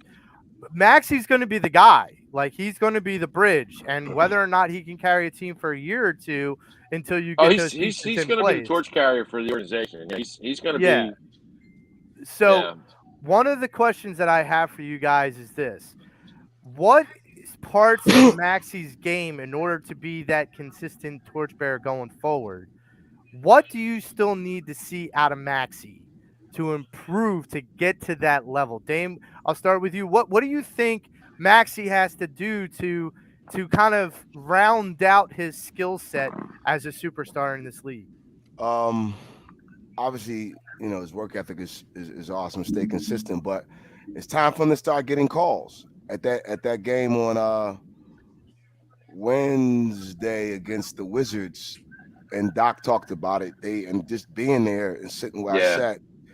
He's not getting it has to come, and I get it. He's not getting a call yet. He's not getting the calls. I think once he gets those, because he was eating Porzingis up for lunch. He has no fear going in against those guys. It took a off balance shot against Randall last night that I didn't like, but whatever. He's tough. I think he's AI, and this is no disrespect to AI. I love AI. What I'm about to say, just a little bit more polished. And what I mean by that is his jumper, and AI, I'll tell you, he'll be the first. AI, said his jumper wasn't the best, but it was effective. Obviously, he was great. AI was fantastic. Right. Fantastic player to watch. But Maxey's jumper is a little bit more polished. And he's just, But this is that's not a slight on AI at all. No. You know what I want to see Maxey do? I want to see him put 10 more pounds on his frame, because he bulked up a little 10 more pounds on that frame, and it's I'd like to see a little more. I don't know, Frank. 10. That's a little bit more. He's already gotten a little stronger since his rookie year. Dude, the boy needs a cheeseburger. Come on, man. Look at him. He's skinny as a rail. Nah, I don't need him I don't want him looking like Eric Snow. Ooh. No, I want him because he's shorter. He's quick. I need him a little more muscular. Ooh. Yeah, I know he's quick. He's a shorter dude. For him to muscle in, I think he's just a little bit more steel on his upper I mean, body. I don't know. I know they say you could tell he put on some muscle. You could tell. You could see it. Like it's. I don't know. Yeah, he I has. don't know. I don't know if he needs maybe not more. 10 pounds. Maybe another 5. Maybe another 5. Okay. Maybe I another mean, 5. here's the thing. You know, I but could understand I just need that strength in him to that muscle. Yeah, I can understand that with Frank because I've said this before. Yeah, we've thrown the comparisons with Maxey with AI, but I've thrown that comparison with Maxey to John Morant. And if you look at the size of Ja versus the size of Maxey, if Maxey put on 5 or 10 more pounds, he would literally have the same prototype body type as John Morant. And for me, his skill set needs to improve where he has more court vision. And not necessarily where he's not ball dominant and all of that. Passes and stuff. I just need him to take advantage because when the league gets the book on him, and they haven't entirely gotten the book on him, but when they do, he's going to get double teamed, and he's got to know how to work around that. And having good ball, That little extra muscle. Yeah, that's going to help too. But having that extra court vision is going to help free up his teammates. Now, James, what do you see? What do you want to see out of Maxey to improve or round out his game as a superstar? I mean, I guess you can say is I guess the stuff that he's trying to do, continue doing that. I think that's the best way I can describe it. I mean, like him, like trying to be the leader is like really hard for him because like it's like Embiid out and Harden not being there as it's hard well. in that group. Yeah, it is. I mean, it's just like it's like he has to be like a full leader at the age of 22.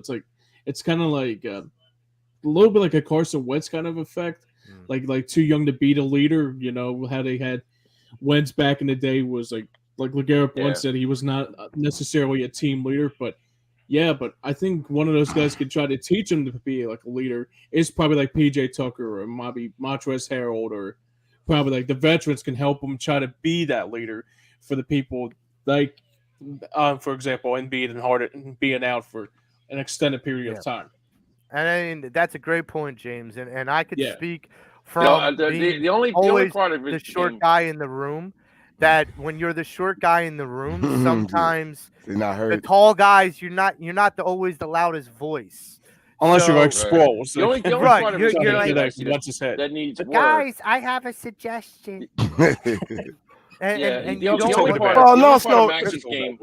The only part of Maxey's on-court game that I think he needs to work on a little more. His offensive game is really nice. I mean, he's really developing into a great offensive player.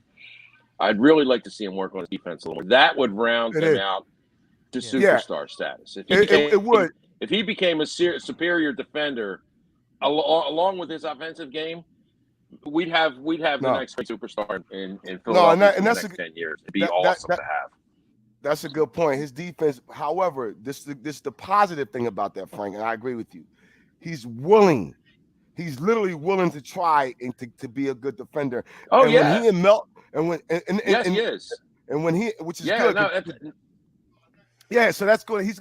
He'll get there because when he and Melton are in the backcourt together, they're doing some things, and he's on that ball as well and getting the steals.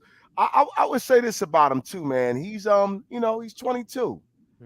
That's not making him 30 yet. He just turned young. 22 yesterday. He's young. So, he's young and he's ours. And he's hungry for success. He's way different than another 22-year-old that no longer plays here. Yeah. Well, way different than that. Different circumstances. Well, here's the parting shot for a guy that I feel like is not playing hard enough. And I know, Dame, you have been on record and sticking up for this guy. And I got to ask this question before we leave. Mm-hmm. Is Tobias Harris going to be a Sixer by the end of this season? I listen, man. I don't know. Tobias had 23 points last night. I will say this about Tobias: when he gets the shot, he's been hitting his threes. Mm-hmm. Do I like to see him go to the basket a little bit more? Of course.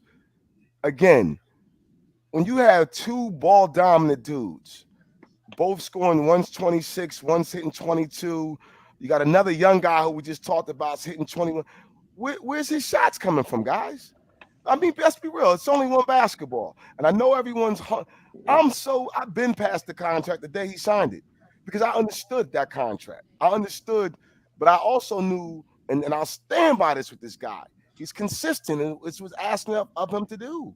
I think that if he came here or was here on I'll put it to you like this. I mean, flip it.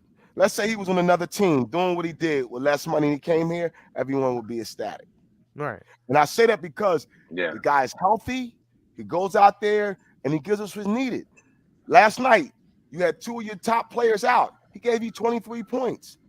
That's doing your job. Yeah. I don't know what else. No, I know Mark Jackson said he could have done more. He's very but I'm serviceable. He's a good player. Like, I don't know. Now, if I move him, who am I moving him for? And are they going to be as consistent as to what he's giving me? Well, I'll bring this point to you. You just mentioned if he was on another team and he had a more team-friendly salary and still could contribute, would be ecstatic. I think that's what you would be looking for now. You would be looking for someone who has a more team-friendly contract and can still bring, I guess, the same amount of production or the same level of production as he already has. But the problem I have with that, I bring somebody in for that sake alone. Now I gotta go ahead and learn the offense again. Like this is like at this point to keep. We just gotta rock with what we have and accept the fact. I think it's way too early in the season to have this kind of conversation. Yeah, I mean, listen. This is sports, right? Let's just go back real quick. Jalen Hurts, right, a second-round pick, is in line to make between 300 to 400 million fucking, excuse my language, freaking dollars. Am I mad? Heck no, because I understand that business. That's the world it is. So when you talk about Tobias's $35 million and next year it's up. Well, listen. I'm not even complaining about the money, Damon. I don't. What about the production when everybody's on the court? Because you got to understand when Embiid and Harden and Harris and Maxey are on the court, and I get you have two big ball dominant guys in Embiid and Harden, but Tobias has to stop being so passive with wanting the ball, and that's where I get a little irked about it. Because if you're the number 3 option, you can't be passive. And you got to say, I want the ball. But, Joe, he's the 4th. Now, he can get his bread and butter, to your point. And this is where Doc was starting to figure it out, right? So Doc was starting to do on that 4-game road trip. He had the bench players with Harden in the lineup, or he had the bench players with Tobias. There he can get, I agree. He can be like, yo, give me the ball. I got this short guard on me. Let me go attack. I agree with you. Maybe go that can get him a few extra points. I agree with you right there. But when he has those other 3 dudes on the court, he's 4th and he knows it. He's accepted it. He understands it. Like, I give him credit because here's a guy who led Detroit, who led Orlando, and he led the Clippers at one point. Would you now, 4th option? Would you even entertain the conversation of having Tobias come off the bench? Nah. Because I need that. Because now, if I do, where's my points coming from when they double, triple team? The one thing he's gotten really consistent at, Joe, he's hitting that 3-point shot. I mean, that's that. I'm talking about the catch and shoot one. He's knocking it. Now, there are times when the ball's not getting to him. I see what you're saying there. I'm like, yo. Like if he's the ball dominant guy and giving him more of an open he's not ball dominant though. But what I'm saying is if he has less ball dominant players on the court when he's on the he can take over. Yeah. Right. That's what I mean. Right. Yeah, and I'm agreeing with you. Like there, them times he could do that. Yeah, I agree. If there's anybody in that starting lineup that needs to be coming off the bench, it's Maxey.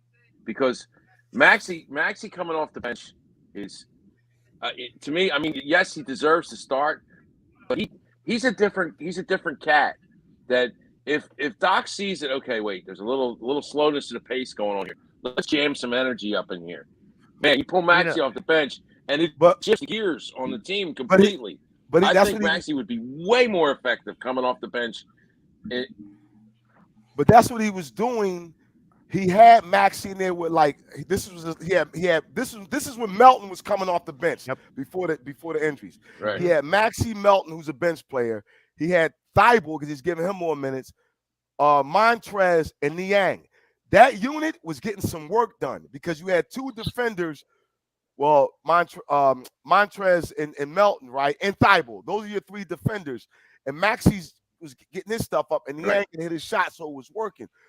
I will say this about Tobias. This is what gets. I'm like when he pushes to the next gear, I need him to go to the basket a little stronger. That's probably where your frustration lies, Joe. When he goes to the basket a little lamely, I'm like, Tobias, you got him beat. One more gear and bam, you get in one. I get you. No, that does bother. That does bother. And I mean that's the thing too is that little we have such a plethora of talent on this team, and that is a blessing and sometimes a curse. And within that, you have to ask, okay, if someone like Maxey, and I'll agree with Frank in the sense that if Maxey comes off the bench, now imagine my scenario, and I don't know who you I could throw names out there who you would replace them with in the starting lineup, but if you had Maxey and Tobias coming off the bench with like a Melton and whatnot and a Harrell, you like think about the possibilities of what that could mean for not losing steam with your offense. And because we know that Harden and Embiid in that starting lineup are going to, be ball dominant, that are going to take care of business. Now, would you put in PJ Tucker and House? Would you put in Niang or somebody else? Maybe to fill those gaps within Maxey and Tobias. Now I'm going extra slow.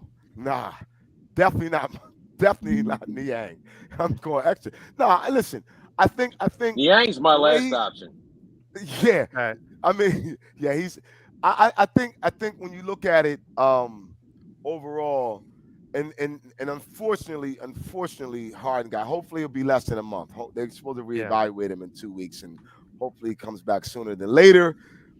Just gotta, see how they max out. I mean, it's. I get everybody again. It's for me. It's a little early, and I'm starting to see some things. I'm starting to see, and I'm not saying that just to say that, but I was starting to see some. Okay, this could work. But then, damn, this happened. So now he has to go back and reshuffle. And by the way, I'm not letting Doc off the hook, guys. He has to figure this out as well. Like, dude, you got because at the beginning of the season, he was hardly playing the bench. Like Niang will come in, come back out. Montrez, I really do need to see a lot more Paul Reed. That kid finds the ball, man. And kid finds the ball. Here's the thing. I think it's way too early to dissect what Doc's doing right now. No, I agree. I agree. I guess my concern is I know how strong the East has gotten, and I know that it. I don't want to say I'm pushing the panic button. I'm not, but I just don't want to fall to being like 10 or 11 and literally be like, right. But like I don't want to fall that far and just be like, okay, now when we get to like January or February, I worry about, okay, can we make that climb?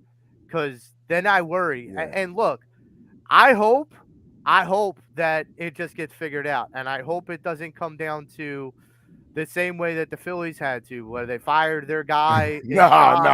And Sam Cassell comes over and becomes the Rob Thompson of this team. I hope not. Like, I hope that Doc and everybody else figures it out.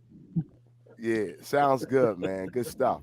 All right, so that's gonna do it for tonight. For tonight, that I'll be on later tonight. I'm flash forwarding. That'll do it for us this morning.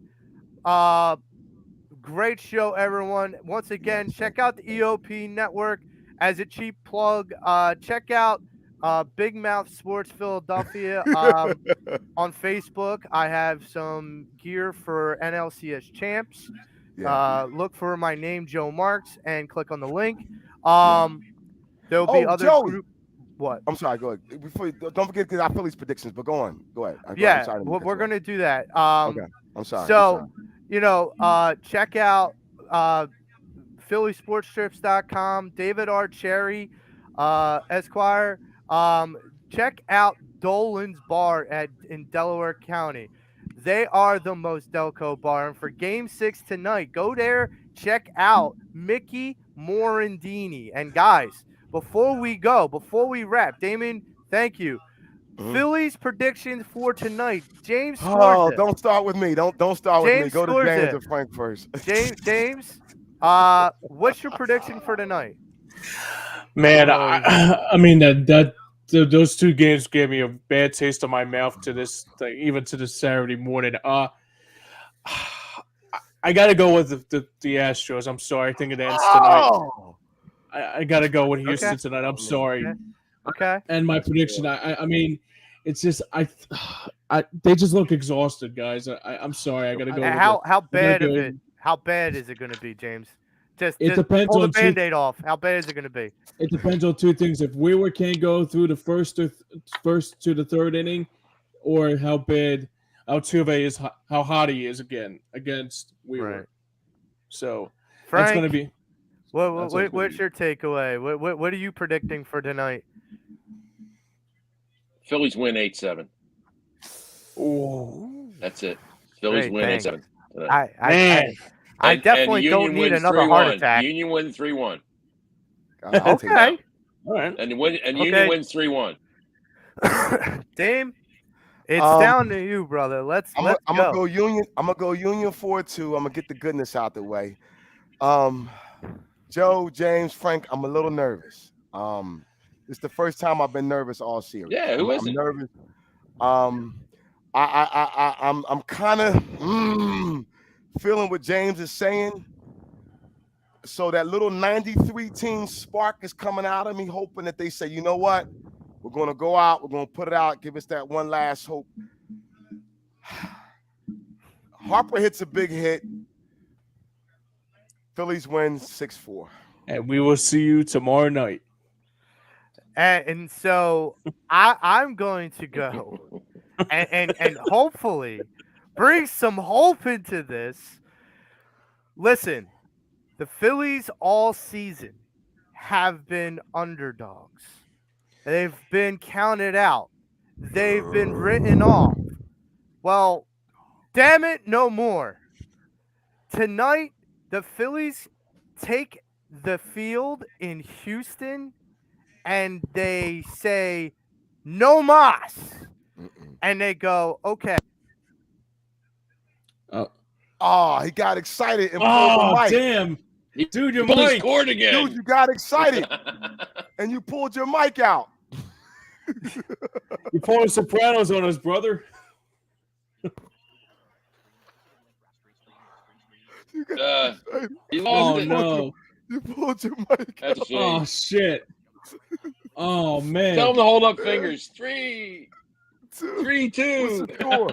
What's the score? Oh, do you guys hear me? Yes. Yeah, we're good. We're good. Yes. All right. There you go.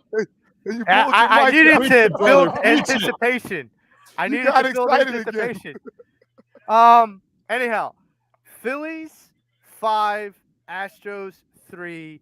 Not going to be done by Bryce, but it's going to be done by the hero of the playoffs, Reese Hoskins. Oh my God!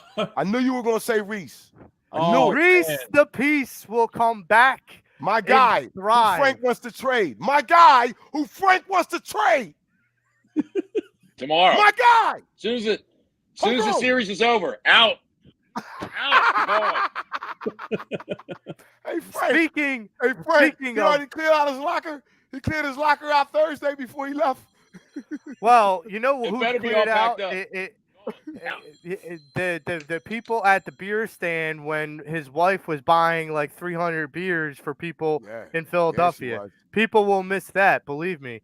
But speaking of being out, that is going to do it for us this morning, guys. Good show. Let's go Phillies. Let's go Union. Let's go Birds. For my main man, James Scorza, taking care of the helm.